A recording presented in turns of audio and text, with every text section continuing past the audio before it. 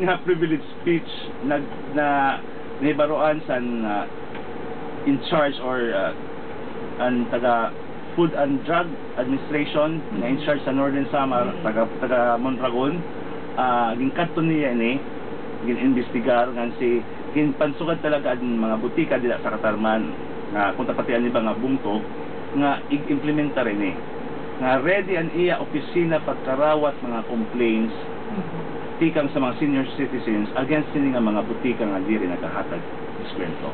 So medyo dako na iton nga bulig para sa makaarugan niya, pwede sila dati din nila aram. Di rin nila aram kung din sila mag-complain. Although gatukunta sa Senior Citizens Office, pero dani ang officer in charge nito nga opisina sa Senior Citizens, di lahat maaram kung kanin nila ipapasa.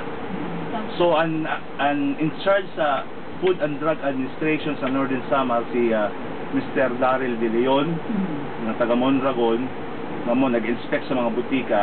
Pag mayon complain ng atong mga senior citizens, pwede nga ito ipadangat o pinaagi sa iyo presidente sa OSCA. Siya magpapaabot ka to, or diretso na lang sa kanya.